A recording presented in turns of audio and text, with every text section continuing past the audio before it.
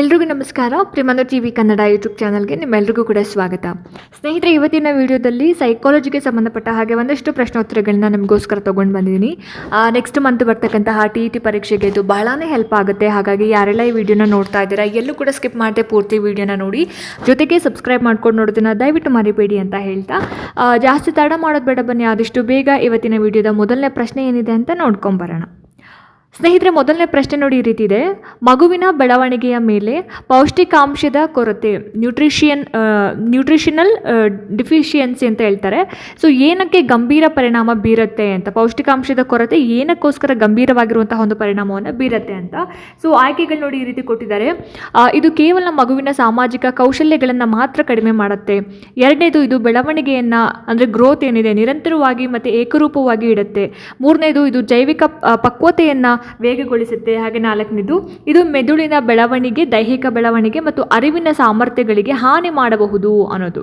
So ಏನಿರ್ಬೋದು ಹಾಗಾದರೆ ಈ ಒಂದು ಪ್ರಶ್ನೆಗೆ ಸರಿಯಾಗಿರುವಂತಹ ಉತ್ತರ ಅಂತ ಹೇಳಿದ್ರೆ ಆಪ್ಷನ್ 4 ಏನಿದೆ ಅಲ್ಲ, ಇದು ಮೆದುಳಿನ ಬೆಳವಣಿಗೆ, ದೈಹಿಕ ಬೆಳವಣಿಗೆ ಮತ್ತು ಅರಿವಿನ ಸಾಮರ್ಥ್ಯಗಳಿಗೆ, ಕಾಗ್ನಿಟಿವ್ ಎಬಿಲಿಟೀಸ್, ಇದಕ್ಕೆ ಏನು ಮಾಡುತ್ತೆ, ಹಾನಿ ಮಾಡಬಹುದು ಅನ್ನೋದು.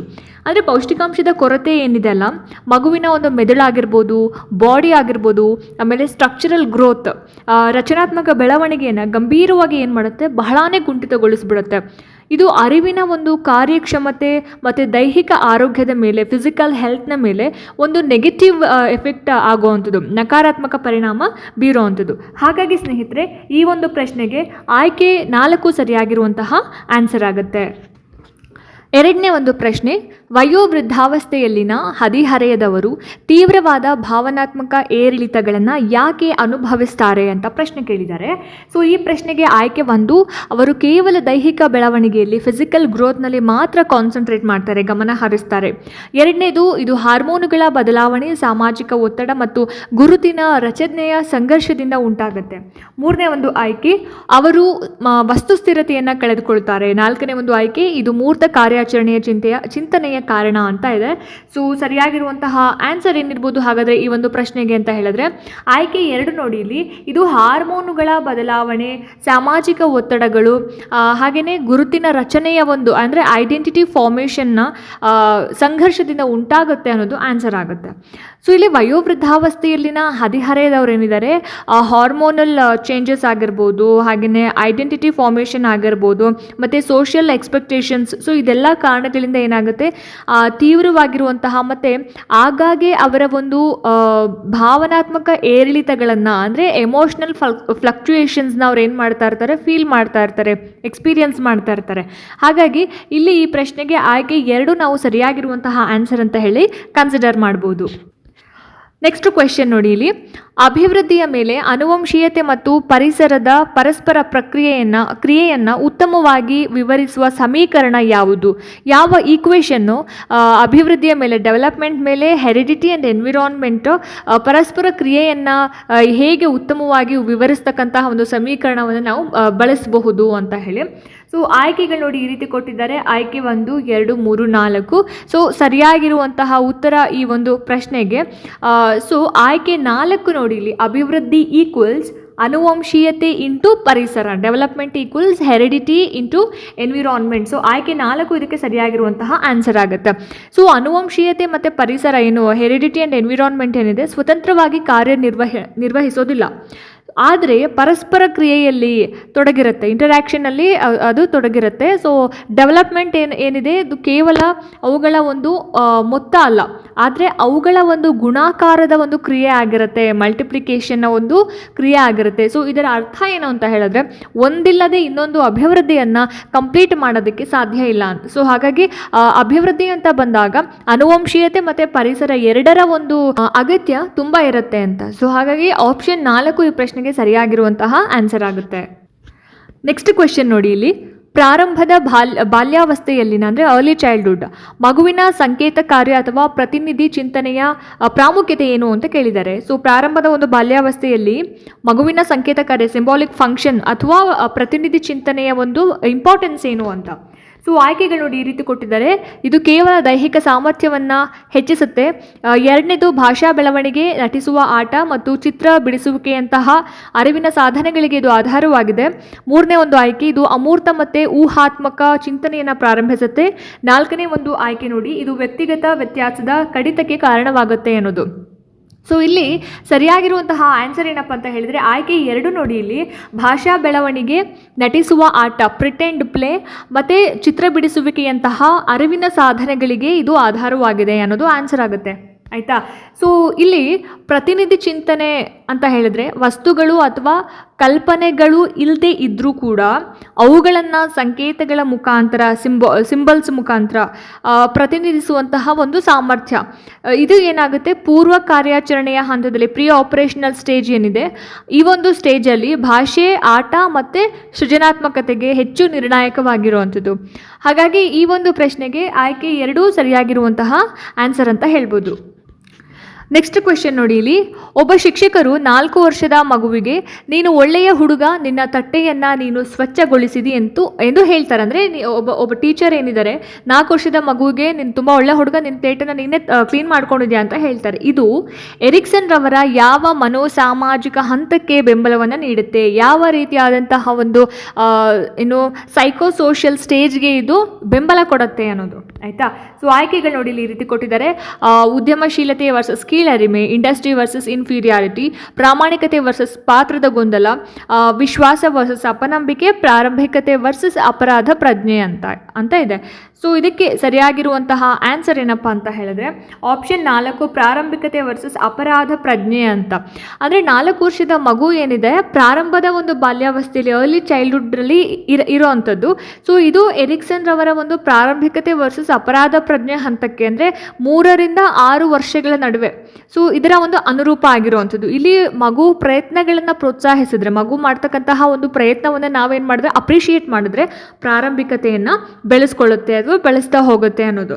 ಹಾಗಾಗಿ ಈ ಪ್ರಶ್ನೆಗೆ ಆಯ್ಕೆ 4 ಸರಿಯಾಗಿರುವಂತಹ ಆನ್ಸರ್ ಅಂತ ಹೇಳ್ಬೋದು. ನೆಕ್ಸ್ಟ್ ಕ್ವೆಶ್ಚನ್ ನೋಡಿ.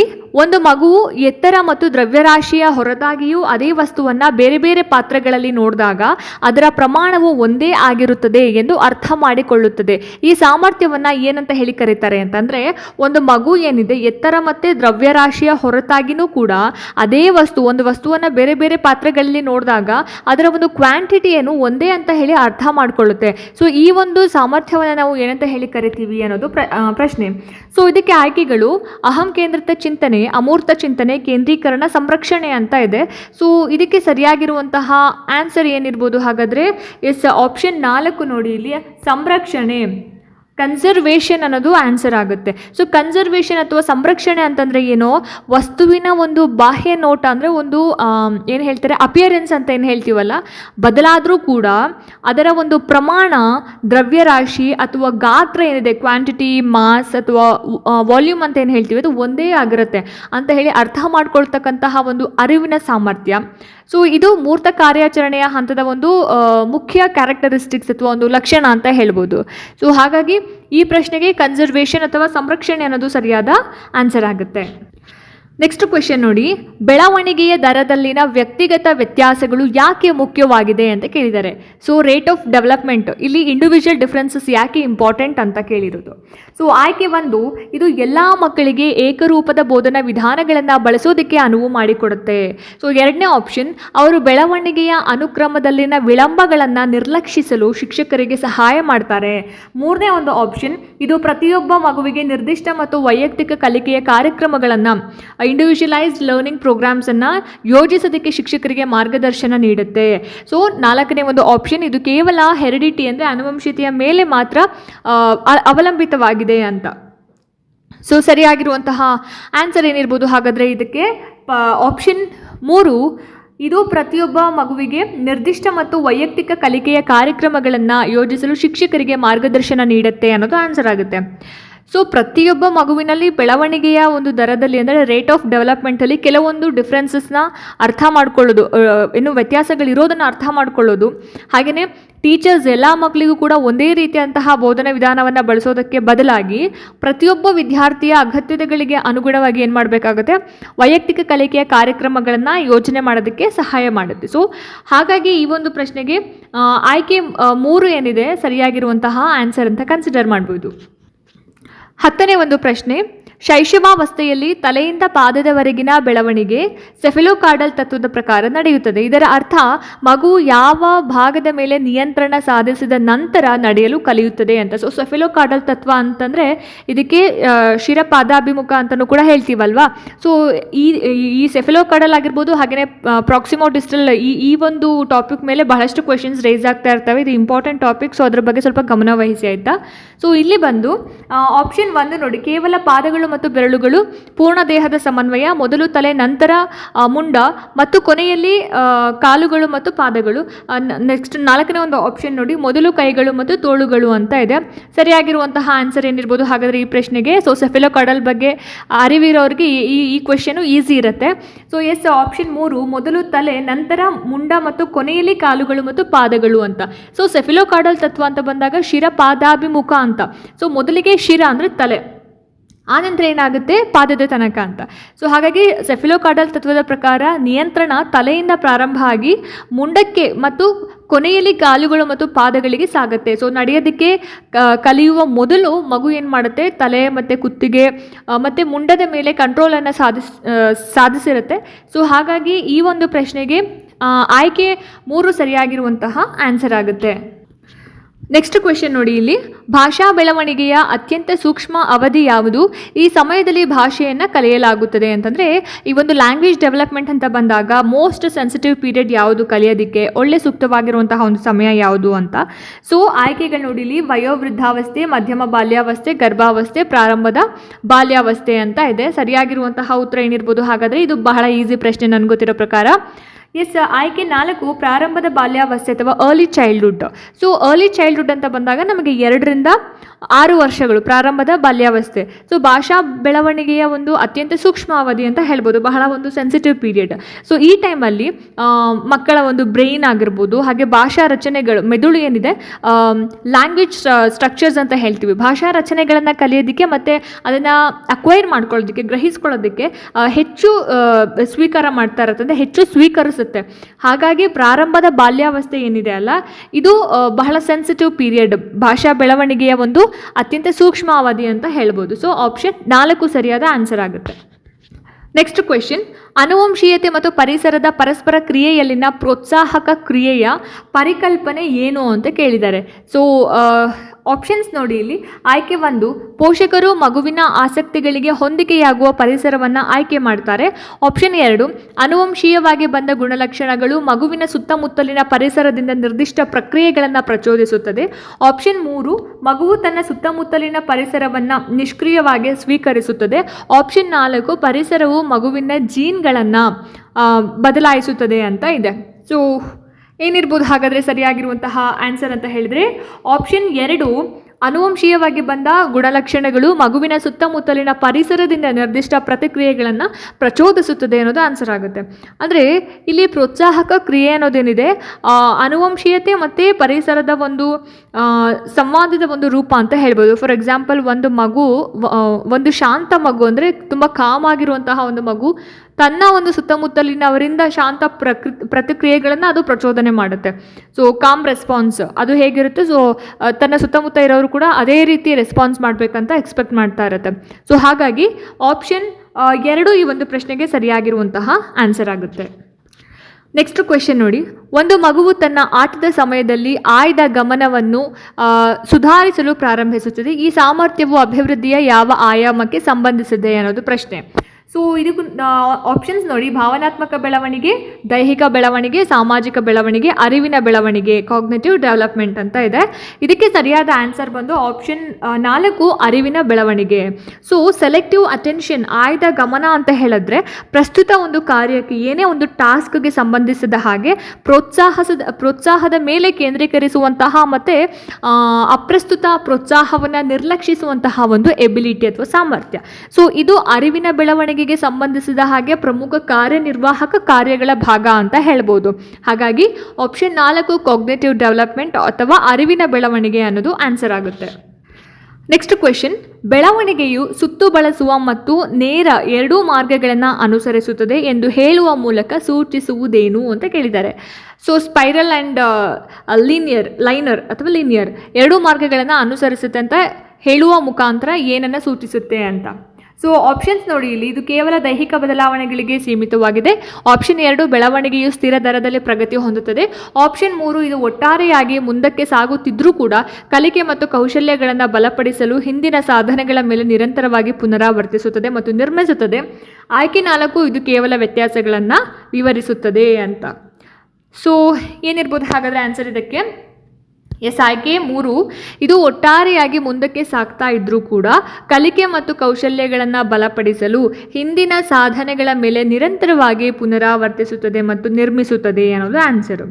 ಸೊ ಅಭಿವೃದ್ಧಿ ಡೆವಲಪ್ಮೆಂಟ್ ಅನ್ನೋದು ನೇರವಾಗಿ ತೋರ್ತಾ ಇದ್ರೂ ಕೂಡ ವಾಸ್ತವದಲ್ಲಿ ಅದು ಸ್ಪೈರಲ್ ಅಂದರೆ ಸುತ್ತು ಬಳಸುವಂತಹ ಒಂದು ಮಾದರಿಯನ್ನು ಅನುಸರಿಸುತ್ತೆ. ಇದರ ಅರ್ಥ ಏನಪ್ಪ ಅಂತ ಹೇಳಿದ್ರೆ, ಪ್ರತಿ ಹೊಸ ಹಂತದಲ್ಲಿ ಮಗು ಮುಂದೆ ಸಾಗೋ ಮೊದಲು ಹಿಂದಿನ ಒಂದು ಜ್ಞಾನ ಮತ್ತು ಕೌಶಲ್ಯಗಳನ್ನು, ನಾಲೆಡ್ಜ್ ಆ್ಯಂಡ್ ಸ್ಕಿಲ್ಗಳನ್ನು ಬಲಪಡಿಸೋದಕ್ಕೆ ಮತ್ತು ಬಹಳ ಡೆಪ್ತಾಗಿ ಅರ್ಥ ಮಾಡ್ಕೊಳ್ಳೋದಕ್ಕೆ ಸ್ವಲ್ಪ ಸಮಯವನ್ನು ಹಿಂದಕ್ಕೆ ಅಥವಾ ಪಕ್ಕಕ್ಕೆ ತಗೊಳ್ಳುತ್ತೆ ಅನ್ನೋದು. ಸೊ ಹಾಗಾಗಿ ಇಲ್ಲಿ ಈ ಪ್ರಶ್ನೆಗೆ ಆಯ್ಕೆ 3 ಸರಿಯಾಗಿರುವಂತಹ ಆನ್ಸರ್ ಆಗುತ್ತೆ.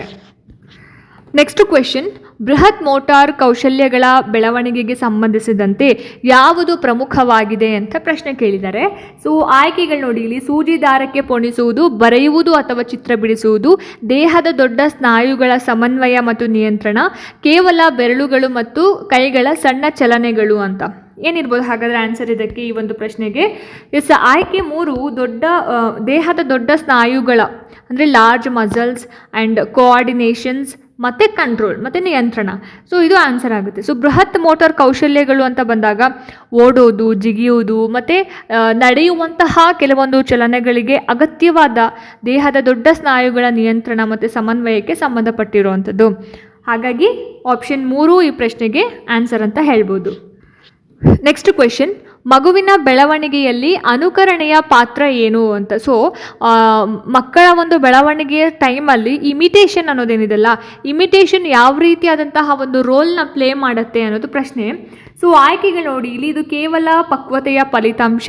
2ನೇ ಆಯ್ಕೆ ಇದು ಸಾಮಾಜಿಕ ಕೌಶಲ್ಯಗಳು, ಭಾಷೆ ಮತ್ತು ಸಾಂಸ್ಕೃತಿಕ ರೂಢಿಗಳನ್ನು ಕಲಿಯೋದಕ್ಕೆ ಪ್ರಬಲ ಸಾಧನೆ. 3ನೇ ಆಪ್ಷನ್ ಇದು ವ್ಯಕ್ತಿಗತ ವ್ಯತ್ಯಾಸಗಳನ್ನು ಕಡಿಮೆ ಮಾಡುತ್ತೆ. 4ನೇ ಆಪ್ಷನ್ ಅನುಕರಣೆಯು ಕಲಿಕೆಗೆ ಅಡ್ಡಿಪಡಿಸುತ್ತದೆ ಅನ್ನೋದು. ಸೊ ಇದಕ್ಕೆ ಸರಿಯಾಗಿರುವಂತಹ ಆನ್ಸರ್ ಏನಪ್ಪ ಅಂತ ಹೇಳಿದ್ರೆ ಆಯ್ಕೆ 2 ನೋಡಿ, ಇಲ್ಲಿ ಇದು ಸಾಮಾಜಿಕ ಕೌಶಲ್ಯಗಳು, ಭಾಷೆ ಮತ್ತು ಸಾಂಸ್ಕೃತಿಕ ರೂಢಿಗಳನ್ನು ಕಲಿಯೋದಕ್ಕೆ ಪ್ರಬಲ ಸಾಧನ ಅನ್ನೋದು. ಸೊ ಇಲ್ಲಿ ಅನುಕರಣೆ, ಇಮಿಟೇಷನ್ ಏನಿದೆ ಅಲ್ಲ, ಸೋಷಿಯಲ್ ಲರ್ನಿಂಗ್, ಹಾಗೆಯೇ ಲ್ಯಾಂಗ್ವೇಜ್ ಅಕ್ವಿಸಿಷನ್ ಅಂದರೆ ಸಾಮಾಜಿಕ ಕಲಿಕೆ ಮತ್ತು ಭಾಷಾ ಸ್ವಾಧೀನಕ್ಕೆ ಮೂಲಾಧಾರ ಅಂತ ಹೇಳ್ಬೋದು ಈ ಒಂದು ಇಮಿಟೇಷನ್. ಸೊ ಮಗು ಮಾದರಿಗಳನ್ನು, ಫಾರ್ ಎಕ್ಸಾಂಪಲ್ ಮಾದರಿ ಅಂದರೆ ಪೋಷಕರು ಮತ್ತು ಶಿಕ್ಷಕರನ್ನ ಮಾದರಿಯಾಗಿ ತಗೊಳ್ಳುವಂಥದ್ದು. ಇವರನ್ನು ಅನುಕರಿಸುವ ಮುಖಾಂತರ ಸಂಕೀರ್ಣವಾದ ಸಾಮಾಜಿಕ ನಡವಳಿಕೆಗಳಾಗಿರ್ಬೋದು ಮತ್ತು ಸಂಸ್ಕೃತಿಯ ಒಂದು ಭಾಗ ಆಗ್ತಾ ಹೋಗುತ್ತೆ. ಹಾಗಾಗಿ ಇದಕ್ಕೆ ಆಪ್ಷನ್ 2 ಸರಿಯಾಗಿರುವಂತಹ ಆನ್ಸರ್ ಅಂತ ಹೇಳ್ಬೋದು.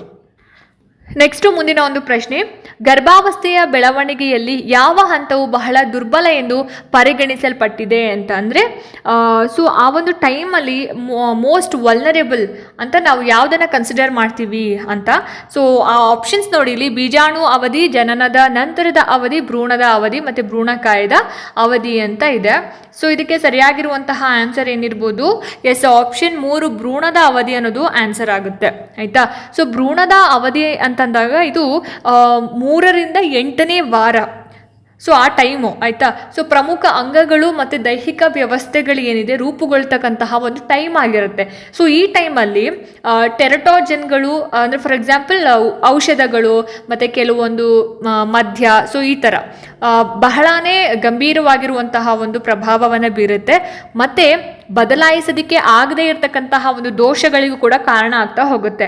ಹಾಗಾಗಿ ಇದು ಬಹಳ ದುರ್ಬಲ ಅವಧಿ ಅಂತ ನಾವು ಯಾವ ಅವಧಿಯನ್ನು ಹೇಳ್ತೀವಿ, ಭ್ರೂಣದ ಅವಧಿಯನ್ನು ಹೇಳ್ತೀವಿ, ಮೋಸ್ಟ್ ವಲ್ನರೇಬಲ್ ಟೈಮ್ ಅಂತ ಹೇಳಿ. ಸೊ ಆಪ್ಷನ್ 3 ಇದಕ್ಕೆ ಸರಿಯಾಗಿರುವಂತಹ ಆನ್ಸರ್ ಆಗುತ್ತೆ. ನೆಕ್ಸ್ಟ್ ಕ್ವೆಶನ್, ಮಗುವಿನ ಬೆಳವಣಿಗೆಯಲ್ಲಿ ಹಿಮ್ಮುಖ ಸಾಧ್ಯತೆಯ ಕೊರತೆಯು ಯಾವ ಹಂತದ ಅರಿವಿನ ಮಿತಿಯಾಗಿದೆ ಅಂತ ಕೇಳಿದ್ದಾರೆ. ಸೊ ಇದಕ್ಕೆ ನೋಡಿ, ಇಲ್ಲಿ ಆಯ್ಕೆಗಳು ಈ ರೀತಿ ಕೊಟ್ಟಿದ್ದಾರೆ: ಮೂರ್ತ ಕಾರ್ಯಾಚರಣೆಯ ಹಂತ, ಸಂವೇದನಾ ಚಾಲಕ ಹಂತ, ಔಪಚಾರಿಕ ಕಾರ್ಯಾಚರಣೆಯ ಹಂತ ಮತ್ತು ಪೂರ್ವ ಕಾರ್ಯಾಚರಣೆಯ ಹಂತ ಅಂತ. ಸೊ ಇಲ್ಲಿ ಸರಿಯಾಗಿರುವಂತಹ ಆನ್ಸರ್ ಏನಪ್ಪ ಅಂತ ಹೇಳಿದರೆ ಆಪ್ಷನ್ 4, ಪ್ರೀ ಆಪರೇಷನಲ್ ಸ್ಟೇಜ್ ಅಥವಾ ಪೂರ್ವ ಕಾರ್ಯಾಚರಣೆಯ ಹಂತ ಅನ್ನೋದು. ಸೊ ಹಿಮ್ಮುಖ ಸಾಧ್ಯತೆ ಈ ಒಂದು ಕೊರತೆ ಏನಿದೆ ಅಲ್ಲ, ಪೂರ್ವ ಕಾರ್ಯಾಚರಣೆಯ ಹಂತದ ಒಂದು ಲಿಮಿಟೇಷನ್ ಅಥವಾ ಒಂದು ಮಿತಿ. ಸೊ ಪ್ರೀ ಆಪರೇಷನಲ್ ಸ್ಟೇಜ್ ಅಂತ ಅಂದಾಗ 2 ರಿಂದ 7 ವರ್ಷಗಳ ಒಂದು ಸಮಯ ಆಗಿರುತ್ತೆ ಆಯಿತಾ. ಸೊ ಈ ಒಂದು ಸ್ಟೇಜಲ್ಲಿ ಮಗು ಒಂದು ಪ್ರಕ್ರಿಯೆಯನ್ನು ಹಿಮ್ಮುಖವಾಗಿ ಮಾನಸಿಕವಾಗಿ ಪತ್ತೆ ಹಚ್ಚೋದಕ್ಕೆ ಸಾಧ್ಯ ಆಗೋದಿಲ್ಲ. ಫಾರ್ ಎಕ್ಸಾಂಪಲ್, ನೀರನ್ನು ಮತ್ತು ಅದರ ಒಂದು ಮೂಲ ಪಾತ್ರೆಗೆ ಹಾಕಿದರೆ ಪ್ರಮಾಣ ಒಂದೇ ಆಗಿರುತ್ತೆ ಅಂತ ಹೇಳಿ ಅರ್ಥ ಮಾಡ್ಕೊಳ್ಳೋದಕ್ಕೆ ಮಗುವಿಗೆ ಸಾಧ್ಯ ಇಲ್ಲ. ಸೊ ಈ ಒಂದು ಸ್ಟೇಜಲ್ಲಿ ಹಾಗಾಗಿ ಈ ಪ್ರಶ್ನೆಗೆ ಪೂರ್ವ ಕಾರ್ಯಾಚರಣೆಯ ಹಂತ ಅಥವಾ ಪ್ರೀ ಆಪರೇಷನಲ್ ಸ್ಟೇಜ್ ಅಂತ ಹೇಳಿ ಆನ್ಸರ್ ಅಂತ ಕನ್ಸಿಡರ್ ಮಾಡ್ತೀವಿ. ನೆಕ್ಸ್ಟ್ ಕ್ವೆಶನ್, ಸಾಮಾಜಿಕ ಬೆಳವಣಿಗೆಯಲ್ಲಿ ಅನ್ಯೋನ್ಯತೆಯ ಮಾದರಿಯನ್ನು ಪ್ರಾಥಮಿಕವಾಗಿ ಮಗುವು ಯಾರೊಂದಿಗೆ ಸ್ಥಾಪಿಸುತ್ತದೆ ಅಂತ. ಸೊ ಈ ಒಂದು ಸೋಷಿಯಲ್ ಡೆವಲಪ್ಮೆಂಟ್ ಟೈಮಲ್ಲಿ ಅಟ್ಯಾಚ್ಮೆಂಟ್ ಪ್ಯಾಟ್ರನ್ ಏನಿದೆ ಅಲ್ಲ, ಸೊ ಯಾರ ಜೊತೆಗೆ ಮಗು ಮಾಡ್ಕೊಳ್ಳುತ್ತೆ ಅಂತ.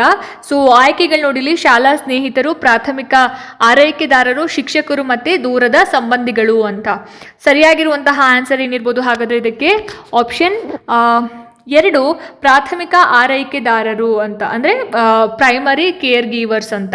ಸೊ ಅನ್ಯೋನ್ಯತೆಯ ಮಾದರಿಯನ್ನು, ಈ ಒಂದು ಅಟ್ಯಾಚ್ಮೆಂಟ್ ಪ್ಯಾಟರ್ನನ್ನು ಮಗು ಸಾಮಾನ್ಯವಾಗಿ ಆ ಮಗುವಿನ ಪ್ರಾಥಮಿಕ ಆರೈಕೆದಾರರ ಜೊತೆಗೆ ಹೆಚ್ಚಾಗಿ ತಾಯಿ ಆಗಿರ್ಬೋದು ಅಥವಾ ತಂದೆ ಆಗಿರ್ಬೋದು. ಸೊ ಮನೆಯಲ್ಲಿ ಯಾರ ಜೊತೆ ಜಾಸ್ತಿ ಅಟ್ಯಾಚ್ಮೆಂಟ್ ಇಟ್ಕೊಂಡಿರುತ್ತೆ, ಅಜ್ಜ ಅಜ್ಜಿ ಆಗಿರ್ಬೋದು. ಸೊ ಈ ಥರ ಸೊ ಶೈಶವಾವಸ್ಥೆಯಲ್ಲಿ ಸ್ಥಾಪಿಸ್ತಾ ಹೋಗುತ್ತೆ. ಸೊ ಈ ಒಂದು ಬಾಂಡ್ ಏನಿದೆ ಭವಿಷ್ಯದ ಸಾಮಾಜಿಕ ಮತ್ತು ಭಾವನಾತ್ಮಕ ಬೆಳವಣಿಗೆಗೆ ಆಧಾರ ಆಗತ್ತೆ ಅನ್ನೋದು. ಸೊ ಹಾಗಾಗಿ ಪ್ರೈಮರಿ ಕೇರ್ ಗೀವರ್ಸ್ ಅಥವಾ ಪ್ರಾಥಮಿಕ ಆರೈಕೆದಾರರು ಅನ್ನೋದು ಸರಿಯಾಗಿರುವಂತಹ ಆನ್ಸರ್ ಆಗುತ್ತೆ. ನೆಕ್ಸ್ಟ್ ಕ್ವೆಶನ್, ಮಧ್ಯಮ ಬಾಲ್ಯಾವಸ್ಥೆಯಲ್ಲಿ ಪೀರ್ ಗುಂಪುಗಳು ಮಗುವಿನ ಮೇಲೆ ಏಕೆ ಪ್ರಭಾವವನ್ನು ಬೀರುತ್ತೆ ಅಂತ ಕೇಳಿದ್ದಾರೆ. ಸೊ ಈ ಪ್ರಶ್ನೆಗೆ ನೋಡಿ, ಇಲ್ಲಿ ಆಯ್ಕೆಗಳನ್ನ ಈ ರೀತಿಯಾಗಿ ಕೊಟ್ಟಿದ್ದಾರೆ.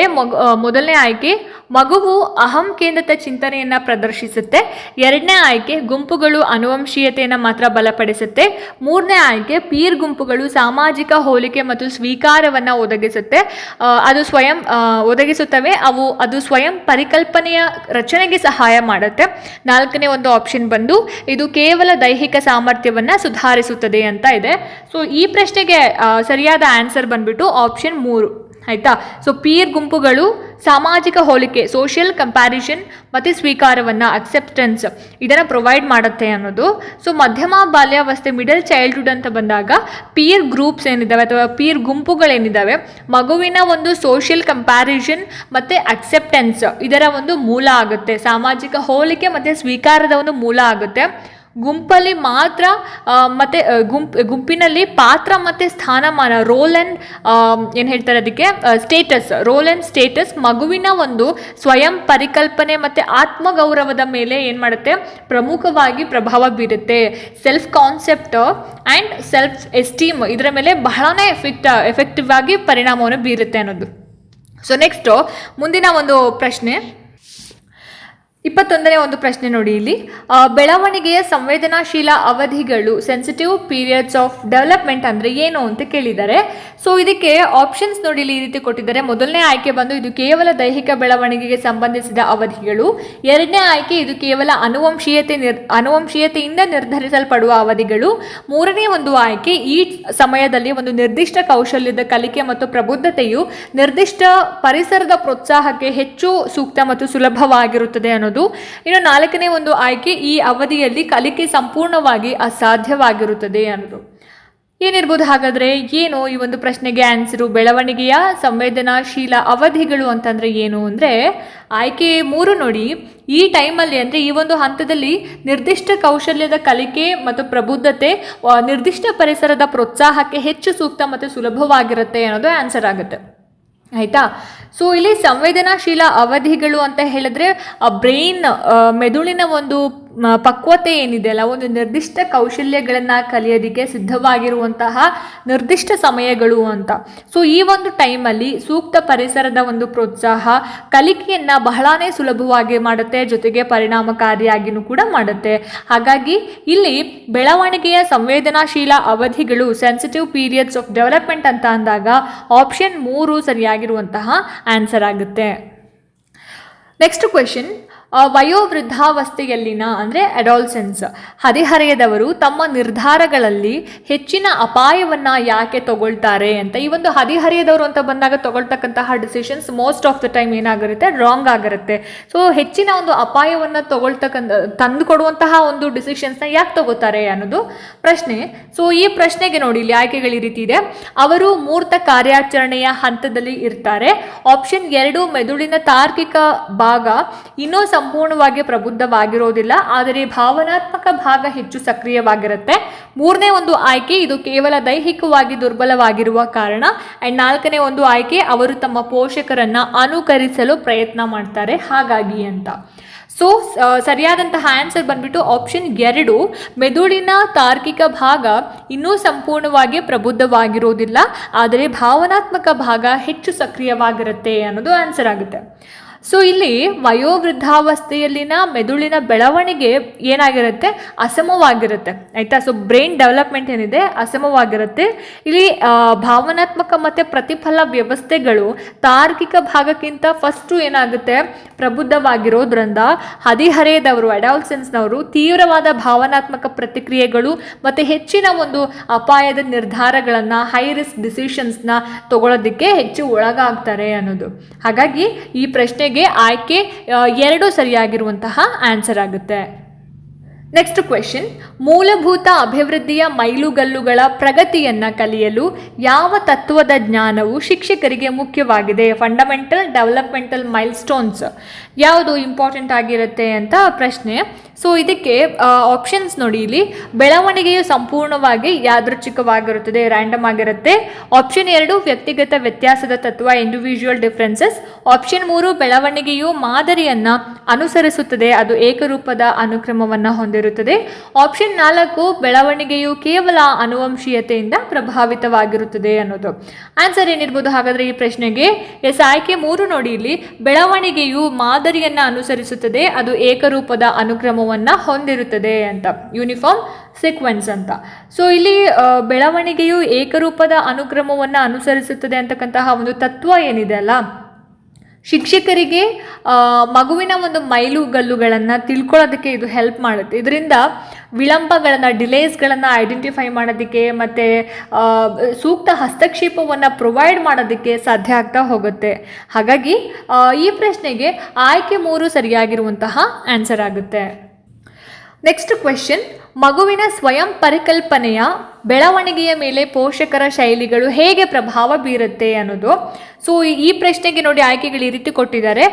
ಆಪ್ಷನ್ 1 ಅವು ಕೇವಲ ದೈಹಿಕ ಬೆಳವಣಿಗೆಯನ್ನು ಮಾತ್ರ ನಿರ್ಧರಿಸುತ್ತೆ. ಆಪ್ಷನ್ 2 ಅವು ಮಗುವಿನ ಅನುವಂಶೀಯತೆಯನ್ನು ಸಂಪೂರ್ಣವಾಗಿ ಬದಲಾಯಿಸುತ್ತೆ. ಆಪ್ಷನ್ 3 ಪೋಷಕರ ಪ್ರತಿಕ್ರಿಯೆಗಳನ್ನು ನಿರೀಕ್ಷೆಗಳು ಮಗುವು ತನ್ನನ್ನು ಹೇಗೆ ನೋಡಿಕೊಳ್ಳುತ್ತದೆ ಮತ್ತು ತನ್ನ ಸಾಮರ್ಥ್ಯವನ್ನು ಹೇಗೆ ನಿರ್ಣಯಿಸುತ್ತೆ ಅನ್ನೋದನ್ನು ರೂಪಿಸುತ್ತೆ. ಕೊನೆಯ ಆಪ್ಷನ್, 4ನೇ ಆಪ್ಷನ್, ಅವು ಕೇವಲ ಮಗುವಿನ ಬುದ್ಧಿಮತ್ತೆಯ ಮೇಲೆ ಪ್ರಭಾವ ಬೀರುತ್ತದೆ ಅನ್ನೋದು. ಸೊ ಆಬ್ವಿಯಸ್ಲಿ ಈ ಪ್ರಶ್ನೆಗೆ ಆಯ್ಕೆ 3 ಕರೆಕ್ಟ್ ಆಗಿರುವಂತಹ ಆನ್ಸರ್ ಆಗುತ್ತೆ. ಆಯ್ತಾ? ಸೊ ಮಗುವಿನ ಒಂದು ಸ್ವಯಂ ಪರಿಕಲ್ಪನೆಯ ಬೆಳವಣಿಗೆಯ ಮೇಲೆ ಪೋಷಕರ ಶೈಲಿಗಳು ಹೇಗೆ ಪ್ರಭಾವ ಬೀರುತ್ತೆ ಅಂತ ಹೇಳಿದ್ರೆ, ಸೊ ಆಪ್ಷನ್ 3 ಸರಿಯಾದ ಆನ್ಸರ್ ಇಲ್ಲಿ. ಆಯಿತಾ? ಸೊ ಪೋಷಕರ ಶೈಲಿಗಳು ಅಂತ ಬಂದಾಗ ಮಗುವಿನ ಸ್ವಯಂ ಪರಿಕಲ್ಪನೆ ಮತ್ತು ಆತ್ಮಗೌರವವನ್ನು ರೂಪಿಸೋದ್ರಲ್ಲಿ ಬಹಳನೇ ಒಂದು ಇಂಪಾರ್ಟೆಂಟ್ ರೋಲ್ ಪ್ಲೇ ಮಾಡುತ್ತೆ. ಪ್ರೋತ್ಸಾಹಕ ಮತ್ತು ಬೆಂಬಲಿಸ್ತಕ್ಕಂತಹ ಒಂದು ಶೈಲಿಗಳು ಮಗುವು ತನ್ನನ್ನು ಸಮರ್ಥ ಮತ್ತು ಮೌಲ್ಯಯುತ ವ್ಯಕ್ತಿ ಅಂತ ನೋಡ್ಕೊಳ್ಳೋದಕ್ಕೆ ಇದು ಹೆಲ್ಪ್ ಮಾಡುತ್ತೆ. ಹಾಗಾಗಿ ಆಪ್ಷನ್ 3 ಇದಕ್ಕೆ ಸರಿಯಾಗಿರುವಂತಹ ಆನ್ಸರ್ ಅಂತ ಹೇಳ್ಬೋದು. ಸೊ ಈ ವಿಡಿಯೋದ ಕೊನೆಯ ಪ್ರಶ್ನೆ 25ನೇ ಪ್ರಶ್ನೆ. ಪ್ರಾರಂಭದ ಬಾಲ್ಯಾವಸ್ಥೆಯಲ್ಲಿ ಮಗುವು ಆನಿಮೇಟಿಸಮ್ ಅನ್ನ ಯಾಕೆ ಪ್ರದರ್ಶಿಸುತ್ತದೆ ಅಂತ ಪ್ರಶ್ನೆ ಕೇಳಿದ್ದಾರೆ. ಸೊ ಈ ಪ್ರಶ್ನೆಗೆ ಆಯ್ಕೆಗಳು ನೋಡಿ ಈ ರೀತಿ ಕೊಟ್ಟಿದ್ದಾರೆ. ಮೊದಲನೇ ಆಯ್ಕೆ ಬಂದು ಅವರು ಸಂರಕ್ಷಣೆಯ ಕನ್ಸರ್ವೇಷನ್ ಅನ್ನುವಂತಹ ಒಂದು ಕಾನ್ಸೆಪ್ಟನ್ನು ಅರ್ಥ ಮಾಡ್ಕೊಂಡಿರ್ತಾರೆ. ಎರಡನೇ ಆಪ್ಷನ್, ಅವರು ತಮ್ಮ ಆಟದಲ್ಲಿ ಕೇವಲ ಪೀರ್ ಗುಂಪಿನಿಂದ ಮಾತ್ರ ಪ್ರಭಾವಿತರಾಗಿದ್ದಾರೆ. ಆಪ್ಷನ್ 3, ಅವರು ಜೀವವಿಲ್ಲದ ವಸ್ತುಗಳಿಗೆ ಜೀವ ಮತ್ತು ಮಾನವನ ಗುಣಲಕ್ಷಣಗಳನ್ನ ನೀಡ್ತಾರೆ. ಯಾಕೆಂದರೆ ಅವರು ಅಹಂ ಕೇಂದ್ರಿತ ಚಿಂತನೆಯಲ್ಲಿ ಇರ್ತಾರೆ. ಸೊ ನಾಲ್ಕನೇ ಒಂದು ಆಯ್ಕೆ, ಇದು ಕೇವಲ ದೈಹಿಕ ಬೆಳವಣಿಗೆಯ ಕಾರಣದಿಂದ ಆಗಿರುತ್ತದೆ ಅನ್ನೋದು. ಏನಿರ್ಬೋದಪ್ಪ ಹಾಗಾದರೆ ಈ ಪ್ರಶ್ನೆಗೆ ಸರಿಯಾಗಿರುವಂತಹ ಉತ್ತರ? ಎಸ್, ಆಯ್ಕೆ 3, ಅವರು ಜೀವವಿಲ್ಲದ ವಸ್ತುಗಳಿಗೆ ಜೀವ ಮತ್ತು ಮಾನವನ ಗುಣಲಕ್ಷಣಗಳನ್ನು, ಹ್ಯೂಮನ್ ಕ್ವಾಲಿಟೀಸ್ನ ಕೊಡ್ತಾರೆ. ಯಾಕೆಂದರೆ ಅವರು ಅಹಂ ಕೇಂದ್ರಿತ ಚಿಂತನೆಯಲ್ಲಿ ಇರ್ತಾರೆ ಅಂತ. ಸೊ ಇಲ್ಲಿ ಆನಿಮೇಟಿಸಮ್ ಅನ್ನೋದೇನಿದೆ ಅಲ್ಲ, ಪೂರ್ವ ಕಾರ್ಯಾಚರಣೆಯ ಹಂತ ಅಂದರೆ ಪ್ರೀ ಆಪರೇಷನಲ್ ಸ್ಟೇಜ್ ಹಂತದ ಅಹಂ ಕೇಂದ್ರಿತ ಚಿಂತನೆಯ ಒಂದು ಪರಿಣಾಮ ಆಗಿರುತ್ತೆ. ಈಗೋ ಸೆಂಟ್ರಿಕ್ ಥಿಂಕಿಂಗ್ ಅಂತ ಹೇಳ್ತೀವಿ. ಸೊ ಈ ಒಂದು ಟೈಮಲ್ಲಿ ಮಗು ಏನು ಮಾಡುತ್ತೆ, ಜೀವ ಇಲ್ಲದೇ ಇರುವಂತಹ ಒಂದು ವಸ್ತುಗಳನ್ನು ಜೀವಂತವಾಗಿದೆ ಅಂದ್ಕೊಳ್ಳೋದು, ಮತ್ತು ಕೆಲವೊಂದು ಭಾವನೆಗಳನ್ನು ಹೊಂದಿದೆ ಅಂತ ಅಂದ್ಕೊಳ್ಳೋದು. ಸೊ ಈ ರೀತಿಯಾಗಿ ನಂಬೋದಕ್ಕೆ ಶುರು ಮಾಡ್ತಾ ಹೋಗುತ್ತೆ. ಯಾಕೆ ಅಂತ ಹೇಳಿದ್ರೆ ಅವರು ತಮ್ಮದೇ ಆಗಿರ್ತಕ್ಕಂತಹ ಕೆಲವೊಂದು ಆಲೋಚನೆಗಳನ್ನು, ಓನ್ ಥಾಟ್ಸ್, ಸೊ ಪ್ರಪಂಚದ ಮೇಲೆ ಏನು ಮಾಡ್ತಾರೆ, ಪ್ರೊಜೆಕ್ಟ್ ಮಾಡ್ತಾರೆ. ಅವ್ರದ್ದೇ ಆಗಿರುವಂತಹ ಒಂದು ಆಲೋಚನೆಗಳನ್ನು, ಯೋಚನೆಗಳನ್ನು, ಕಾನ್ಸೆಪ್ಟ್ಗಳನ್ನು ಏನು ಮಾಡ್ತಾರೆ, ಪ್ರೊಜೆಕ್ಟ್ ಮಾಡ್ತಾರೆ. ಸೊ ಹಾಗಾಗಿ ಈ ಒಂದು ಪ್ರಶ್ನೆಗೆ ಆಯ್ಕೆ 3 ಸರಿಯಾಗಿರುವಂತಹ ಆನ್ಸರ್ ಆಗುತ್ತೆ. ಸೊ ನೋಡೋದ್ರಲ್ಲ ಸ್ನೇಹಿತರೆ, ಇದಾಗಿತ್ತು ಇವತ್ತಿನ ಸೈಕಾಲಜಿಗೆ ಸಂಬಂಧಪಟ್ಟ ಹಾಗೆ ಒಂದಷ್ಟು ಪ್ರಶ್ನೋತ್ತರಗಳು. ಹೋಪ್ ಈ ವಿಡಿಯೋ ನಿಮಗೆ ಇಷ್ಟ ಆಗಿದೆ, ಅನುಕೂಲ ಆಗಿದೆ ಅಂತ ಭಾವಿಸ್ತೀನಿ. ಇಷ್ಟ ಆಯಿತು ಅಂತಂದರೆ ದಯವಿಟ್ಟು ಲೈಕ್ ಮಾಡಿ, ಶೇರ್ ಮಾಡಿ, ಹಾಗೆ ನಿಮ್ಮ ಅನಿಸಿಕೆ ಅಭಿಪ್ರಾಯಗಳೇನೇ ಇದ್ರೂ ಕೂಡ ನನಗೆ ಕಮೆಂಟ್ ಸೆಕ್ಷನಲ್ಲಿ ತಿಳಿಸಿ ಅಂತ ಹೇಳ್ತಾ, ಇದೇ ರೀತಿ ಹೆಚ್ಚಿನ ವೀಡಿಯೋಸ್ಗಳಿಗೋಸ್ಕರ ನಿರಂತರವಾಗಿ ನನ್ನ ಚಾನಲನ್ನು ನೋಡ್ತಾ ಇರಿ. ಮುಂದಿನ ವೀಡಿಯೋಸ್ಗಳಲ್ಲಿ ನಾನು ನಿಮಗೆ ಸಿಗ್ತೀನಿ. ಅಲ್ಲಿ ತನಕ ಎಲ್ರಿಗೂ ನಮಸ್ಕಾರ.